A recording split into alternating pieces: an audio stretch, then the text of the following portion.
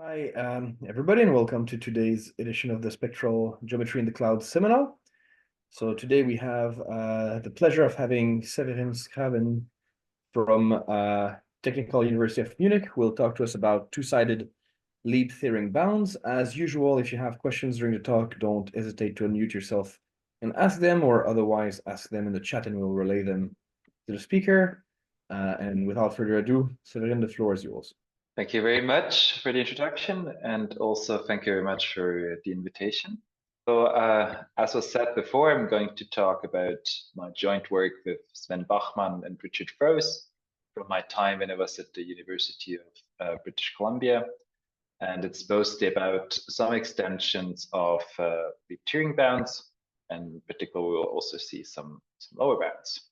So let me get started by recalling some material that's probably very familiar to all of you, but it will be much clearer from the context where all these methods are coming from. So at the heart of the problem, we are counting eigenvalues in one form or another.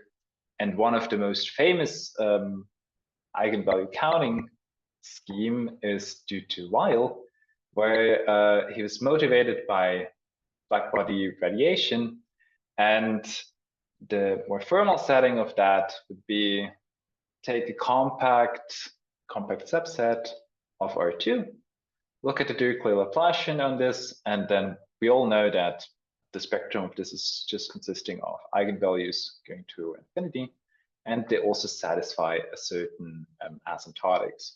So the nth eigenvalue is essentially just n times a certain constant, and the constant is just given by the measure of this region omega up to some dimensional constant. And so one of the main objects we're going to study is going to be the number of eigenvalues, which we write in a slightly more rigorous way. It's just the dimension of the range of the spectral projection up to some energy mu of the given operator minus Laplacian plus in general, there will be an additional potential because I'd like to talk about Schrödinger operators, but here in this setting, there's just a zero, it's just a zero potential. And all of this is always in the setting where the energy is going to infinity. So we're looking at very large eigenvalues. What one can prove in the setting in any dimension is that this eigenvalue counting function asymptotically behaves for large energies as a dimensional constant times the volume of your domain times mu to the d1/2. Another problem, the one that I'm really interested in, is the one of Lieb-Thirring inequalities, which is one of the key ingredients to prove stability of matter. And in their famous paper, Lieb-Thirring showed that if we look at Schrödinger operator, so now in all of Rn, and we just consider the negative eigenvalues, we take the absolute values of those and raise it to some power gamma, then we can estimate the sum here by a constant, which just depends on gamma and the dimension, and then some integral over the negative part of the potential to the power of gamma plus dimension divided by 2. And quite crucially, the range of where this applies is where gamma is bigger than the max of 0 and 1 minus dimension divided by 2. So if you're in dimension 3 and higher, this gamma can be anything that's bigger than 0. So again, if we phrase this a bit more carefully, so we say, we look at the Schrödinger operator, and we will be mostly interested in the case where we have a negative potential. It's acting as an unbounded operator on L2. And we assume that this is integrable, otherwise the estimate I showed before is just trivial. And typically what we have in mind is something that goes to 0 at infinity. In fact, for most of the things that I care about, it will be something like the Coulomb potential in 3 dimensions, and we're just trying to develop a theory which allows us to treat potential of that type. Now, if you think back to the Weil law, this was some asymptotic thing for large energies. So here we essentially bound the number of eigenvalues for a fixed energy, namely the energy mu equals to 0. And one of the crucial things is to remember that if you want to prove estimates like I showed before, these Lieb-Thirring bounds, then it is enough to prove this estimates for the case gamma equals to 0. And if you would have an estimate for gamma equals to 0, you can essentially use some integral representation in terms of this eigenvalue counting function. Now, this case gamma equals to 0 is somewhat special, and you cannot treat this with the same methods. And this was done in 3 separate papers with 3 different methods, which are both were done by Zwicker, Lieb, and Rosenblum. And this is why these bounds on for the quantity when gamma is equal to 0 are usually called CLR bounds. Now, so there are just 2 settings. Again, so the objects I'm going to mostly study is this eigenvalue counting function, where this is just dimension of the range of the spectral projection from -infinity to this energy mu. And I'm looking always at some Schrödinger operator given by minus Laplace plus some potential, where I will always specify what type of properties we need for our potential. So 2 things. This one is the Weil law, essentially asymptotics.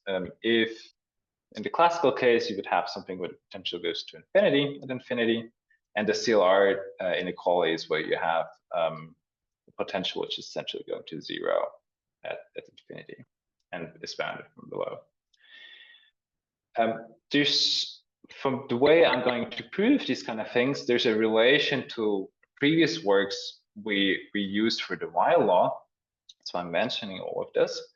And we will focus on the second one. So we will focus on how to prove CLR inequalities, both upper and lower bounds, and then derive from there Lieb-Thirring inequalities. Okay, so I was talking about what is known for upper bounds for Lieb-Thirring, but we should also ask ourselves, okay, what is known from the literature for lower bounds? And so for lower bounds, there are a bunch of things that is known. For example, in 1 dimension, we have a very good understanding, at least for gamma equals 1/2. Then we know we have a sharp lower bound in terms of the integral of the correct power. So if you think about it, if you would like to have matching upper and lower bounds, you want to have here gamma plus dimension divided by 2. And so dimension is 1 divided by 2 is 1/2 plus 1/2, which is equal to gamma, you get 1. So this is the correct power here. But if you go to more general dimensions, or even to, in fact, Riemannian manifolds, there is this result by Grigoryan, Mitrusov, and Yao, and they got a lower bound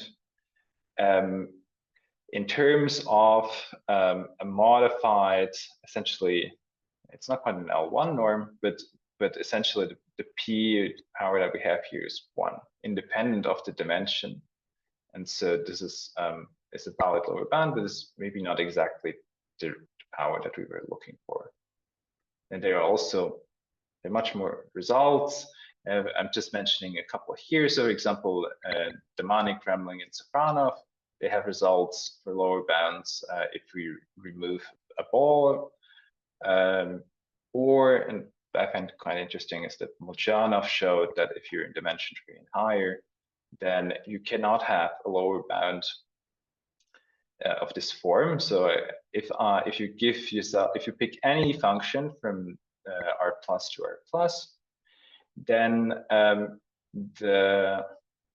essentially the integral over the negative part raised to p power is not a lower bound of the eigenvalue counting functional at 0 when you use this function f. So this, for example, if you use the identity, this is just telling you that, or constant times the identity, and you see that you cannot get any CLR bound from below with the that matches the upper bound. Okay. So let me talk a bit about a different approach, but now for the Weil law, which will lead us to quantities which allow us to get matching upper and lower bounds for the Lieb-Thirring type inequalities.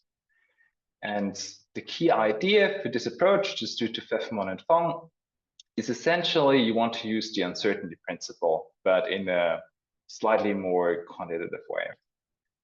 And their key idea is that you take the phase space and you coarse grain them in a clever fashion. Namely, we want to estimate the eigenvalue counting function at a given energy mu. And for this discussion, because we are just looking at non-negative polynomials, mu will be positive. Now, what they want to do is they say, take all of RD, make it into a grid, and then for every single cube, you check whether the potential is small enough such that if you would do this from a variational point of view, that this would contribute to the number of eigenvalues. So more rigorously, so you can think about how small do you need to pick these cubes. Well, you're given an energy of the order mu. How much kinetic energy do you have to sacrifice to localize to a certain box? And so if you use Poincaré's inequality, you can see that if you just given a kinetic energy of the order mu, then the smallest box you can localize to is given by mu to the -1/2. So essentially, the kinetic energy is encoded in the size of the boxes that we are looking at. And then the other part we're looking at is like, okay, so we now know that essentially the kinetic energy is sufficiently small. Let's also make sure that the potential energy is sufficiently small. So that means we need to make sure that on these cubes which we consider, the maximum of the potential needs also to be at the right order. So it means it must be less or equal than the energy question. And if you do this, then you can use the variational principle, and you can prove that actually this gives you a bound with some constants which just depend on the dimension and the degree of the polynomial. And also this is non-asymptotic. So this is true for any given energy. So you have upper and lower constant, small and big constants, which give you this estimate for over the whole range of energies. Okay, so we would like to have something like that, but for more complicated potential. And one of the key properties that which are used in this proof for non-negative polynomials is that the polynomials are somewhat rigid. So you don't have too many oscillations going on. So for example, you can compare the maximum of the potential with the mean over a certain cube, or you have estimates on the gradient in terms of the maximum on the cube, and all of these kind of things.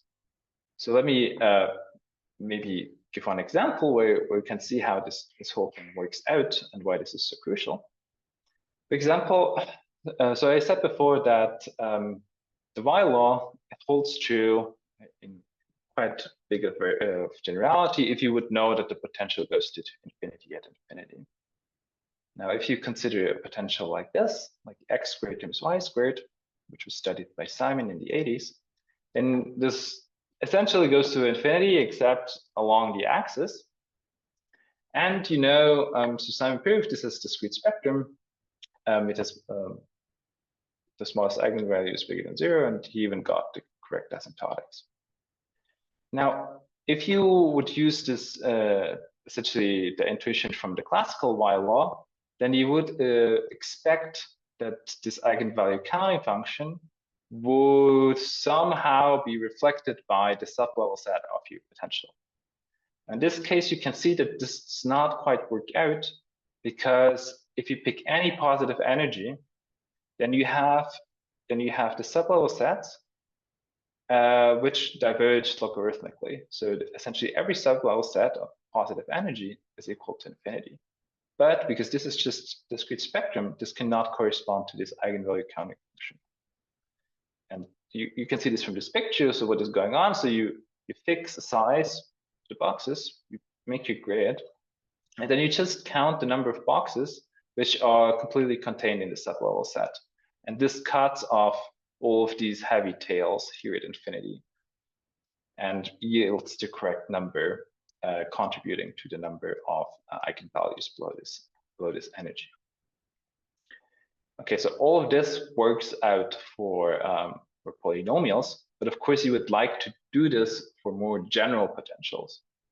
Okay, so what can we do to get to more general potentials? Well, you could imagine that you could somehow regularize your potential in a certain fashion, and then maybe you run the same argument. And in a way, this is at the heart of this argument given by David Fidosh and Mabel Oda. Namely, what they did is they introduced a certain way of regularizing the potential. And they did so by, so they took a concept which is known as the torsion function, and they generalized this to this setting. Namely, they said, okay, instead of regularizing, we regularize this potential in the way that we just say we pick a new function, which is a solution of a PDE. And so the torsion function was the one when this potential is 0. And now if you take a non-negative potential, things get even better if you use this kind of approach. And so in their setting, they again considered a compact domain. And they said, okay, if you take the solution, U, which they call the landscape function, if you assume that this is doubling, so that means if you take an integral over a cube, and then you compare this to the integral over a cube which has half the size, then they're comparable up to some constant and maybe up to an additional term which depends on the length of your cube.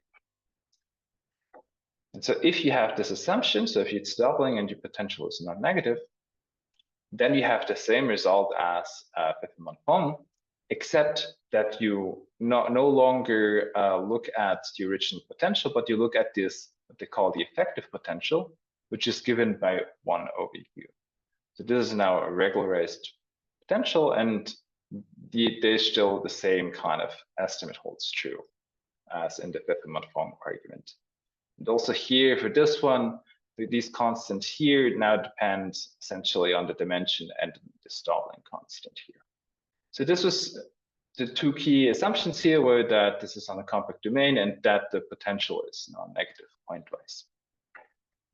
Recently, we proved that you can also extend this to the entire domain if your potential is sufficiently nice, namely if this solves the scale invariant Kato condition.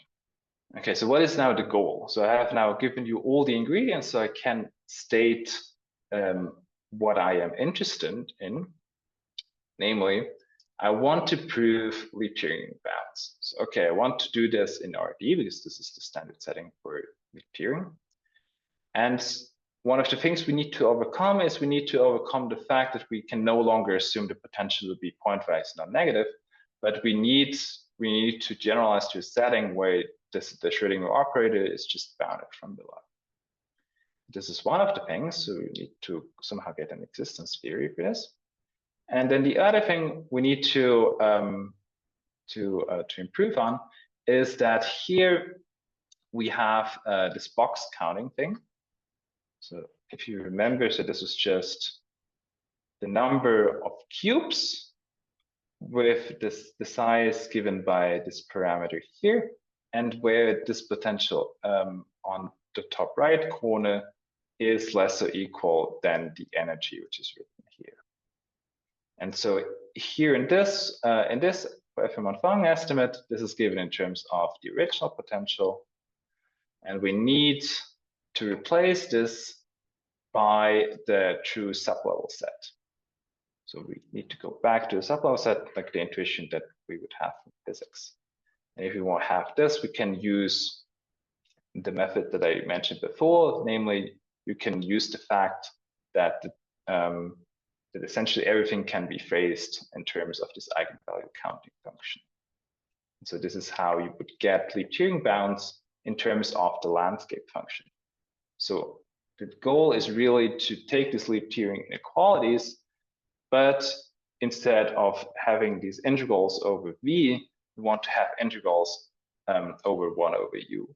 And then we are able to get matching upper and lower bounds. Okay, don't be scared. So this just looks very complicated, but let me explain what all of this means. So this is the prototypical theorem you would expect to hold if you wanted to generalize this argument, this variational argument. Namely, you start off with a Schrödinger operator, which is bounded from below. And E0 is just the bottom of the spectrum of your Schrödinger operator. And then what we're going to do is we take a constant m, which is bigger than minus E0, and consider the new Schrödinger operator minus L plus v plus m. So what is the property of this new Schrödinger operator? Well, I have added something which is larger than minus the bottom of this operator. So that means this total thing is now a positive operator. Essentially, we want to bring ourselves back into a setting where we have some kind of positivity going for us. So before we had so the David Feder-Schmee-Beroda argument, you needed pointwise positivity. We now say, okay, we can do this if the operator is just positive, not necessarily pointwise. Okay, so you assume this equation here, now call this the shifted landscape equation, admits a solution which is non-negative, and it satisfies some regularity conditions. Namely, you want this to be somewhat weak derivatives and want this to be locally bounded from below, bounded from above, and bounded from below. Okay, and then the strongest assumption I will need is I will need to assume that UM has small oscillations, namely that they satisfy a Moser-Harnack inequality. So this is the thing I told you before. It's saying I want to have that on certain cubes. I have that the supremum is comparable to the infimum over the same cube up to maybe a correction which is of the order of the size of the cube squared. So if you have all of these conditions, you can run the variational argument and you can prove that the eigenvalue counting function now of the new potential given by V plus M has an asymptotic, has a non-asymptotic lower and upper bound in terms of the sublevel set of this shifted landscape function. So again, so we need to shift up, we solve the equation. If we check that we have all these conditions, then we get a bound on the eigenvalue counting function, which holds true for any energy and is given in terms of the sublevel set of the right scaling. And furthermore, these constants depend only on the dimension and they depend on this constant in the Moser-Harnack inequality. So this is very reminiscent of what I said before, namely here you have the same type of inequality, except that here it just depended on doubling constant and dimension. So you will always hope that you have this type of universality. Okay, so if you have this, you can now upgrade this to some Lieb-Thirring inequalities. So again, so here this is just this series over the absolute values of the eigenvalues to raise to the power gamma, and you have this lower bound given by some constant times the integral of m minus this shifted landscape function with some constant. And so this lower bound is true for all gammas bigger than 0. And if you wanted to have an upper bound, then this is true for gamma bigger or equal than 1. And it's the same thing. So you have, again, some kind of constant where you need to shift. And then you divide by 1 over the shifted landscape function and raise everything to the power you expect, which is gamma plus dimension divided by 2. You can also express the constants in terms of known quantities. Namely, you can phrase this in terms of the ground state energy. The shift that we choose, and of course the gamma, the dimension, and these constants which just depend on the Moser-Harnack constant. So this is somehow exactly the parameters which you would expect this to depend on. Now, of course, if you look at this, you will very quickly tell me that this is not really a matching upper and lower band, because these are not the same quantities, right? So we shift here by a different expression. So while these are upper and lower bounds of Lieb-Thirring type, they are not really matching. However, if you look at nicer potentials, so remember that this sphere is making essentially no assumptions on the potential. If you specialize this to a nicer family of potentials, namely so-called Kato class potentials, then the situation is much better. And so let me just briefly remind you, what are Kato class potentials? These are just potentials where I allow for certain types of singularities. So if you don't like all of these definitions, you can essentially just think of the Coulomb potential in 3 dimensions.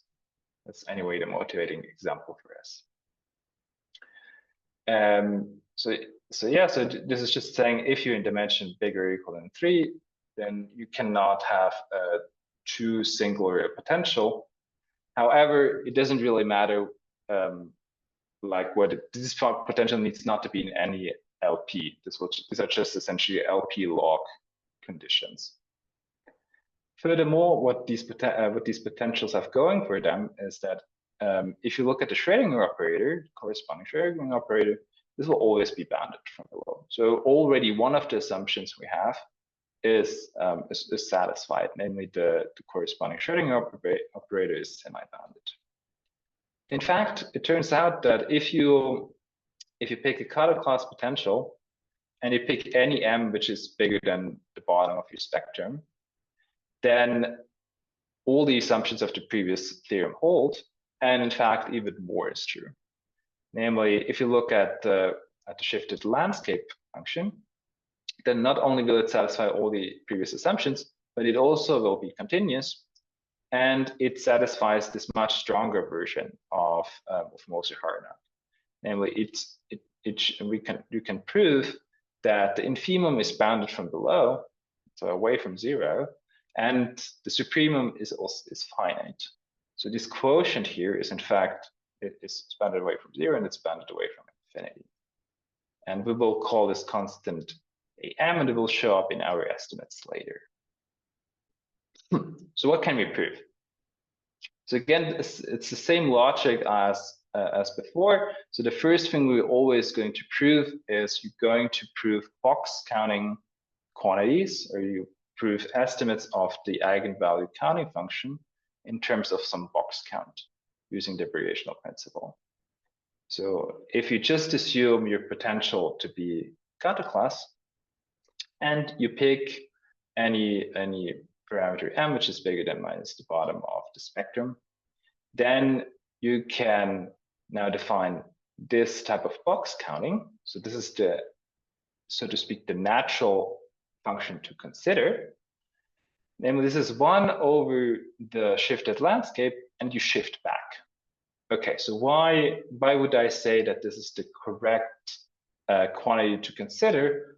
Well, that is because 1 over um is supposed to be a regularization of the potential V plus M. So if I want to have a regularization of M, I need to subtract what I have added before. So this is why you get this minus M. And exactly. And so this is just giving you essentially a similar estimate as before, except that here now you can choose also a constant if you like, and you can express everything in terms of these constant now. But let's say you just pick something like 2, then this is all fixed, and this is telling you that the number, the eigenvalue counting function is bounded from below by this box count from this new effective potential 1 over m minus m. Okay, so now we want to upgrade this whole thing. Instead of a box counting, we want to have something which allows us to do Lieb-Thirring bounds.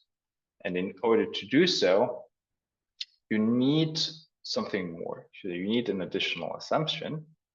Namely, it says, if you know additionally, and this is in general also not true, that your effective potential, so this 1 over m minus m, at 1 over um minus m, if this satisfies Moser-Harnack inequality, then you can replace the box count by the sublevel set.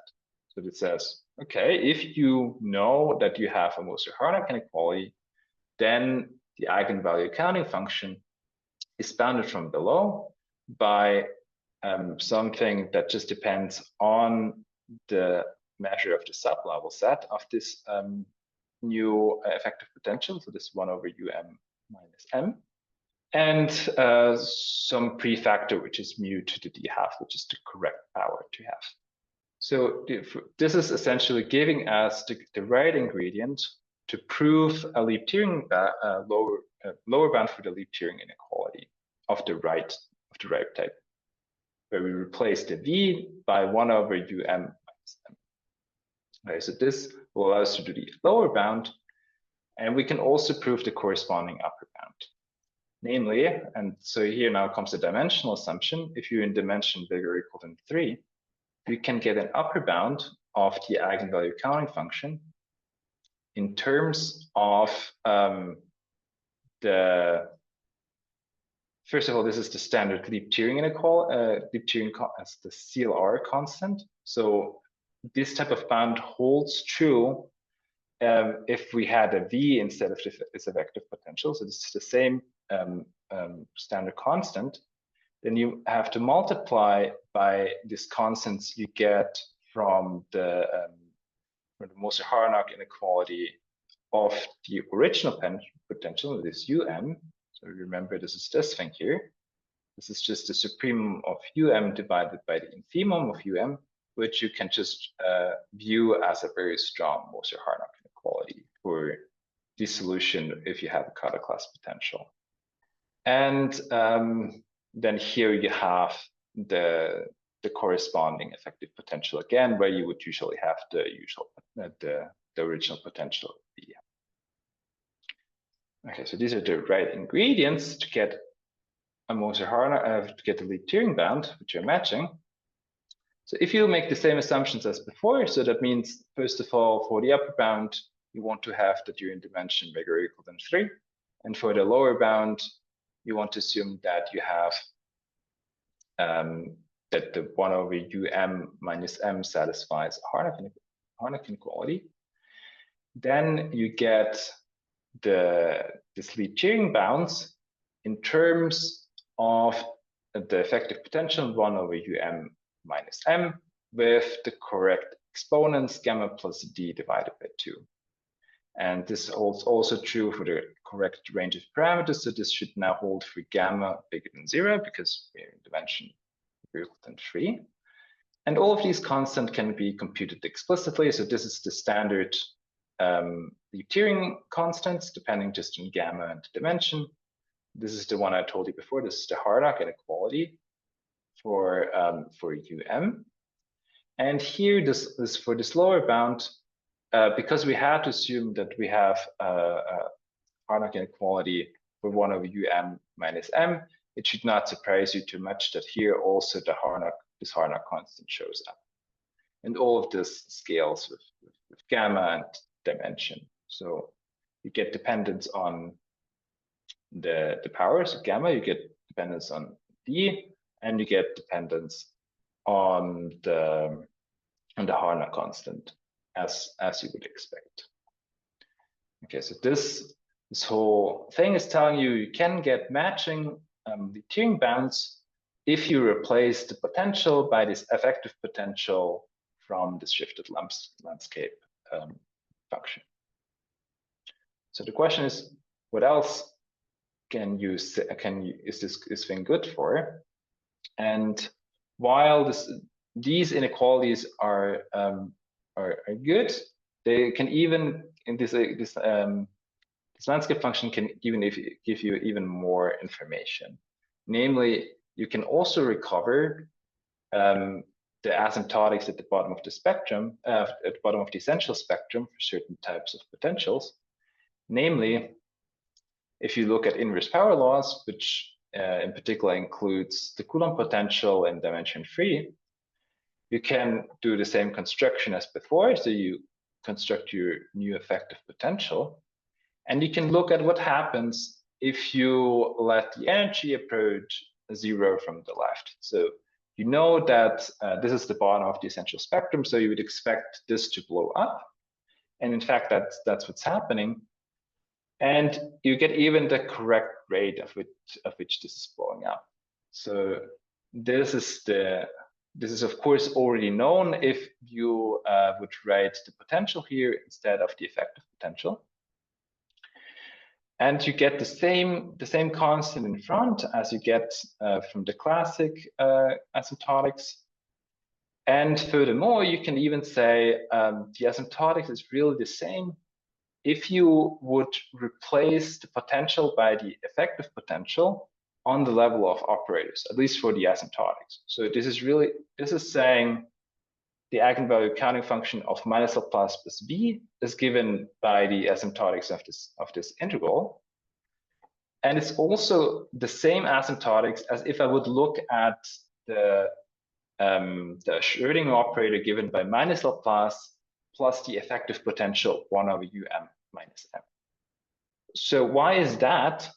Well, essentially, this has to do with the fact that at infinity, these two potentials should look very much the same, and only around the origin there should be some change. And this already is telling you that at least in the limits, all these things should coincide. Now, why is that? Well, if you trust my words that I said before, it's just saying like, I take this effective potential as just a regularization of the original potential. Well, away from the origin, this is a perfectly fine potential. So if you regularize this, you should get back the same potential. And only around the origin where you have to blow up, it should do something non-trivial. And typically, it's very hard to get an analytic handle of this effective potential. So if you're not doing this numerically, but really analytically, this is typically very hard because you have to solve this nonlinear PDE, especially if you want to know something like at infinity.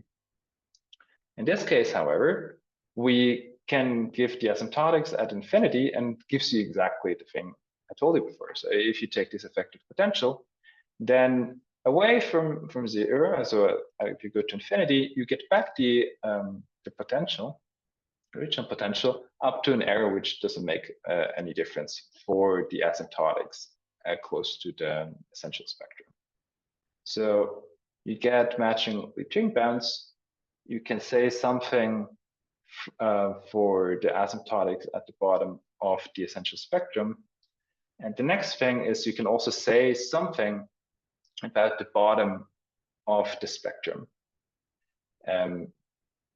namely the following. So if you want to get the ground state energy, well, one lower bound you can prove is the ground state energy is bounded from below by the infimum of the effective potential. Now, the other bounds I showed you before would also give you an upper bound of the bottom of the spectrum. but would give you some constant depending on the Harnack constant and so forth. If you were to assume that the potential is actually pointwise non-negative, you would also get a constant which is just dimensional. So this is by this work of Karl and van de Beek from their proof. So that means you get a lower bound on the bottom of the spectrum, but this also allows you to do an iteration scheme. If you wanted to run this, let's say you wanted to run this numerically, what you can do is you can start off with some admissible choice of m, so you just pick something that's bigger than minus E0. You solve the PDE, and then you pick the infimum of your effective potential as your new starting point. Well, what do you know? Well, this is again an admissible that's an admissible value because it's less or equal than this E0.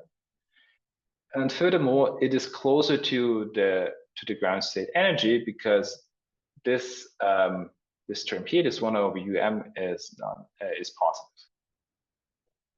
So that means you do this iteration scheme, and what you could prove is essentially is that this actually converges to the bottom of the spectrum. So if you wanted to run this numerically, this would be one way of doing so. And a priori, of course, you would need to be concerned on how fast this converges. Let me just give you one example where this converges very fast. That would be the square well in one dimension. I want to look at the potential, which is 0 outside of the interval minus delta delta. And in the interval minus delta delta, it's just constant equal to minus epsilon. Now, the bottom of the spectrum is, at least for small epsilon, given to leading order by minus delta squared epsilon squared. And for these type of potentials, this iteration scheme converges very fast. Namely, if you pick any constant bigger than epsilon, you make it as big as you like. If you do one iteration, you can prove that actually this quantity 1 over so the infimum over the effective potential is really just of the order epsilon. So you get from arbitrary large to epsilon in one step, and then in your next step, if you pick something of the order epsilon, you will get something of the order epsilon to the 3 halves. So this is really converging quite fast. The other way in which this example is fairly instructive is to look at what happens to the effective potential or to the landscape function if you would let this parameter m go to the bottom of the spectrum. Why I'm talking about this? Well, you could kind of hope that if you would let the parameter get to the bottom of the spectrum, maybe you could get rid of the parameter m altogether, which is happening if you would do this in a probabilistic way. That is what David, Gloria, and Weber-Roda proved. However, in the deterministic setting, at least this is not true in any naive sense, because if you look at this landscape function and you fix any x and you let m go to the bottom of the spectrum, well, this just blows up. So the limiting function would be infinity, and so you would not get anything. So let me say a couple of words about the proof, the structure of the proof. I already said this before, namely to show CLR type bounds, we first prove estimates in a variational fashion in terms of box counting. We use the fact that we have a Moser-Harnack inequality to replace the box count by actual sublevel sets, and then use this bathtub representation to upgrade this to Lieb-Thirring inequalities. So what's the key assumption I'm using all the time is the Moser-Harnack inequality, because remember, this is what allows me to replace the box counting by the sublevel sets. So what is known about these type of inequalities? Why do we have to assume these? Well, there are some works on this by Eisenman and Simon, where they show that if you have a Kato class potential and you look at now the linear equation where you replace the 1 on this right-hand side by a 0, then you have Harnack inequalities. However, you don't have this for all radii, but only for small radii. So in a way, if we were in a compact domain, we would be in kind of good shape because we could results of these type. However, because we are on all of our D, this type of estimate does not allow us to run our argument. So we have to use the stronger inequality, which I mentioned before, which said like, okay, the infimum is bigger than 0 and the supremum is less than infinity, which you can prove using pointers estimates on the Green's function. So these are all known things. And the other thing I'd like to mention is that this Moser-Harnack inequality implies the doubling condition I mentioned before in this David Fila-Schmee-Baroda statement. So you get these doubling conditions by just integrating this inequality. And also what I'd like to mention is that for if you just want to prove a box counting, then this doubling condition would be good enough to run your argument. But in order to get rid of the boxes and to get to the sublevel set, you need something stronger, or at least we needed something stronger to get there. Okay, so how do the things work? Well, I mentioned a couple of times already that we need to do some box counting. So what kind of box counting are we doing? Well, we do two types of box counting, which make the variational proof a bit easier. Namely, we take our D, we cut it up again in boxes of the size mu to the -1/2. And once we look at those where 1 over u, so it's not a landscape function, is less or equal than mu. And the other one is where instead of the infimum, we'll look at the supremum. And if you know that the Moser-Harnack inequality holds true, then you can use these two box counting things to relate this to the sublevel set. So how do you do this? Well, first of all, you note that if you look at the boxes here, where the supremum is less than or equal than mu, and that means you're just counting boxes which are fully contained in the sublevel set. And so if you measure how much volume these sets has, then this is just the number of boxes times the size of the box. So this would be mu to the minus d half, would be less or equal than the measure you get from the sublevel set. So this is exactly this inequality if you move the mu to the d half to the other side. And similarly, you have the other inclusion. So this infimum is just saying take all the boxes which intersect the sublevel set non-trivially. And then again, you get this bound here. And to close the estimate, you need to somehow pass from the boxes with infimum to the boxes with supremum. And you can do this by just saying I can replace the infimum by the supremum using the Moser-Harnack inequality. And then because you're doing everything on grids, you need to be careful, and you cannot directly just use the Harnack constant. You have to do some squaring and square rooting and whatnot. But essentially, the idea is just use the estimate you had before, and you're done. Okay, so this explains how you get rid of the box counting. So the only thing I still owe you is to run the variational principle. And this consists of two bounds. Once I want to estimate the number, the eigenvalue counting function in terms of the boxes with the infimum. And then I would do the same thing for a lower bound with the boxes with the supremum, which makes it a bit easier to estimate because I already know that the infimum and the supremum are comparable to each other up to some constant. Now, how do we do this? Well, we take the original equation. So this is my shifted landscape equation. And I use the fact that I assumed that the solution has some regularity. With an easy approximation argument, what you can do is you can take this expectation of your operator in some test function phi, and you get this new operator Now you have a new measure. It's no longer the Lebesgue measure, but it's absolutely continuous with respect to the Lebesgue measure. You get a new kinetic energy. So this is essentially your replacement for the Laplacian. So this is your new elliptic operator. And you replace the potential term, the V, by the 1 over UM. So this is your new potential term. And now we want to use the variational principle on this thing. So we define our boxes in such a way that we just look at boxes where the infimum is less or equal than mu. And to get ourselves some parameter to optimize over, we need to put a constant C in the boxes. So this is essentially saying I allow myself some freedom in how I put the kinetic energy. If you look at the number of boxes you have in here, if you count the number of boxes here, this is less or equal than the box counting of n inf with this constants I put on the bottom here of mu.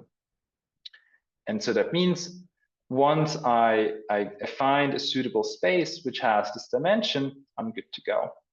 And the space I'm going to consider is I want to take the space of all functions where the mean vanishes on cubes inside where the infimum is sufficiently small.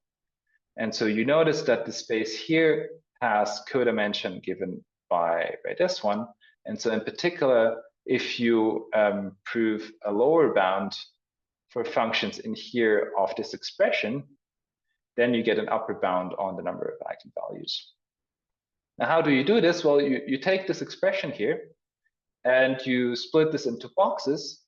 These are the good boxes where the infimum is less or equal than mu. So if you are on a good box, then already this quantity here is less or equal than mu. And on the other hand, if you if you are on a good box, then you can use the condition that the mean vanishes, so you can use Poincaré to get a lower bound. On the other hand, if you're on a bad box, then that means the infimum of 1 over um is bigger than mu. So this means this factor is giving you ODM mu. Now you can play the same game for the other bound. Namely, now you want to get a lower bound on the number of eigenvalues, on the eigenvalue counting functional. And again, we just define boxes to be those where the supremum is less or equal than mu. Then we see that the cardinality of the number of good boxes is, well, it's just the same as the quantity I want to estimate with. And as the space of my test functions, I pick the span of UM, where I localize with a certain Kato function on Q. So if where Q is given by one of these good cubes here. Now you can do again the same thing as I did before. So you start off now with the function psi q of UM. You do this conjugation, which I did before, and then you do this. Now the phi is given by xi by the cutoff times the landscape function. So if you divide by the landscape function here, you're just getting the gradient of the cutoff function. And similarly here, if you divide by you just get the cutoff function squared times Okay. So that means here for the one where you get where you have the gradient, you are already good to go. Because you can pick the cutoff function just to be to have gradient proportional to the size of the cube. On the other hand, for the one term where you have just instead of squared, you have to introduce this by hand. So you multiply and divide by and then you use the fact that you are on one of these good cubes, so the supremum of 1 over is given by mu. So that means once I get a mu from the gradient, and once I get a mu just from the fact that I am on a good cube. So this expression here is almost good enough for what I want, except that I'm missing here the cutoff function. And to get the cutoff function, because I assume that the cutoff function is 1 on half the in like cube of half the size, I can use the Harnack inequality to get there. Or if I had the doubling condition and this doubling condition, I could just use the doubling condition for this. So you don't necessarily need the Harnack inequality here. However, if you use Harnack, you can just say, okay, I estimate the L2 norm by the measure of the cube times the maximum of the function here. You replace the maximum by the infimum. You sacrifice a constant, that this Harnack constant, and then use the fact that this is now, if you integrate this over the half the cube, then you get back the but on the half the cube, the cutoff function is 1.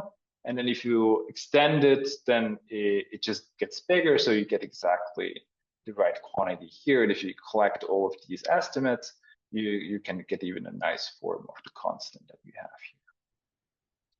And so that means this is with the variational principle, you get this upper bound as well. And so that's all that I wanted to talk about today. Thank you for your attention, and feel free to ask any questions you like. Thank you, Severin, for your talk. We have time for questions, and please just unmute yourself or use the chat. So there's a comment in the chat by, I don't see the chat, sorry. So I said I can relay the chat, but I cannot see it. So in the chat, it just thanks. Thank you for the wonderful talk. Thank you very much. By Malik. So anyone with questions? Yeah, there's something I was wondering. So you had many conditions on your theorem that don't necessarily appear in the compact case. Yeah. And I wanted to know about sharpness of these conditions. Is it just technical? I mean, we see where they appear. Which one are you? Would you like to know? For example, the conditions on the sign of in the previous theorem, I guess, and the one before that is what I was. This one? Yes, you have all these conditions on okay, yeah, regularity and all. I was wondering how. So really, what you want, all of these conditions here, the only reason I assume those is that I can write this equality here. So what you want is you want to essentially conjugate your operator by the multiplication operator and 1 over And when you do that, this is essentially how you replace the potential by this effective potential. That's essentially the key idea of David Filosch and Weber-Roda. That you you change the measure, but you essentially get back what you put in, just in a better way. Namely, you get back this elliptic operator, and you get back this nicer potential energy. If you could do this in a somewhat different fashion, then you could relax these conditions. However, if you believe that this is a regularized version of your original potential, you should anyway believe that at least these conditions are not really that strong if you think about it. I'm just asking this to be in have a weak derivative. If you look at this, you can believe that this is somewhat true. And if you believe that this is somewhat regular, infinity log is also not that crazy of an assumption. Yeah, I mean, I guess my main question in a way is that somehow these are conditions on a function that is somehow implicitly part of the data of the problem, right? So in applications that you have in mind or whatever, how easy is it to verify in a given case? These that are you in fact have your... okay. So essentially these conditions here, they're not the issue. The real issue that you have, or the bottleneck of this theorem, is this Moser-Harnack inequality. This is the hard part to verify. And I think this you can also just see from the fact that I'm saying here, if you pick a Kato class potential, this theorem that I just mentioned before, it's just true. Yeah. Right. So in a way, if you have a somewhat reasonable potential, then this holds true, except what you don't have, you don't have good control on the constant. But this is the real catch, right? So because here I'm saying, okay, this constant here depend on the constant in the Moser-Harnack inequality. Yeah. And so you would like to have a version of this where you have like a bit better control on these constants. Mm-hmm. Okay, I see. Thanks.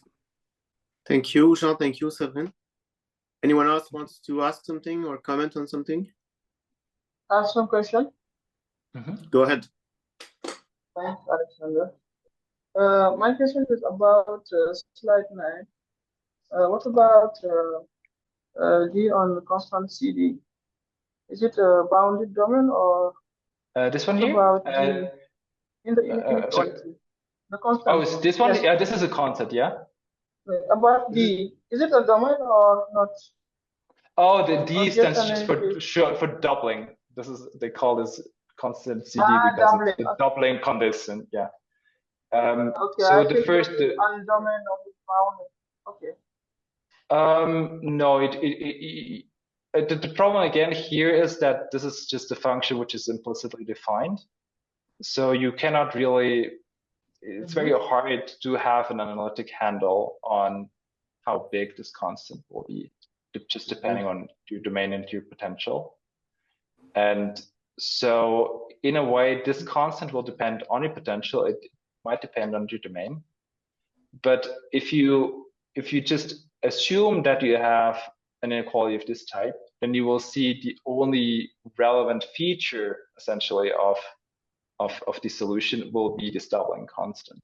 Okay, so it's again you don't have a good way to quantify this constant, but if you know it satisfies this type of inequality, then the dependence is fairly easy on this constant here. Okay. Does this answer your question? Yes, thank you. Thank you. Anyone else? If not, I suggest we thank Severin again.